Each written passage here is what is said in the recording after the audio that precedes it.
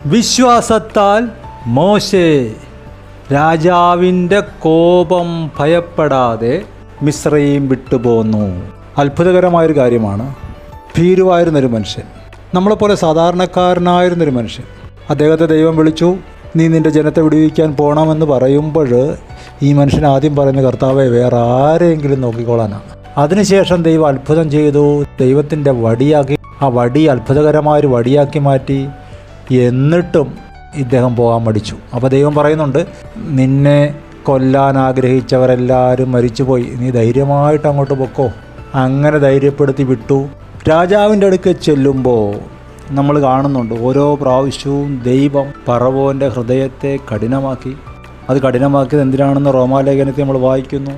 അവനിൽ ദൈവത്തിൻ്റെ ശക്തി കാണിക്കേണ്ടതിന്, ദൈവത്തിൻ്റെ നാമം സർവ്വഭൂമിയിലും എത്തേണ്ടതിന്. അതാണ് മെയിൻ പർപ്പസ്. പക്ഷെ അതിൻ്റെ കൂട്ടത്തിൽ ഇങ്ങനൊരു കാര്യം നടക്കുന്നുണ്ട്. എന്താണ്? മോശെ എന്ന ഭീരു ഓരോ പ്രാവശ്യം ചെല്ലുമ്പോഴും ഇദ്ദേഹത്തിൻ്റെ ധൈര്യം വർദ്ധിച്ചു വരുന്നു.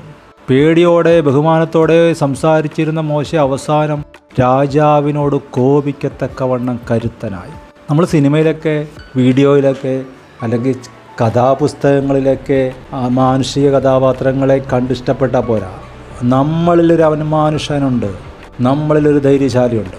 കർത്താവിൽ ധൈര്യശാലിയായ അവനെ പുറത്തു കൊണ്ടുവരണം, കർത്താവിന് സാക്ഷ്യത്തിനായിട്ട്, ദൈവസഭയുടെ മഹത്വത്തിനായിട്ട്. അതിന് ദൈവ സാഹചര്യങ്ങളെ ഒരുക്കും. അപ്പോൾ പല പ്രശ്നങ്ങൾ വന്നു, ബുദ്ധിമുട്ടുകൾ വന്നു, നിരാശകൾ വന്നു. ഓർക്കുക, മറുവശത്ത് ദൈവം പണിതുകൊണ്ടിരിക്കുകയാണ്, നിങ്ങളെ ധൈര്യശാലിയായിക്കൊണ്ടിരിക്കുകയാണ്. മൂക്കിൽ ശ്വാസമുള്ള മനുഷ്യനെ വിട്ടൊഴിവീൻ, അവനെ ഭയപ്പെടുവാൻ എന്തുള്ളൂ. ധൈര്യശാലിയാകുക, പുരുഷത്വം കാണിക്കുക. ദൈവം നിങ്ങളെ ഉപയോഗിക്കും.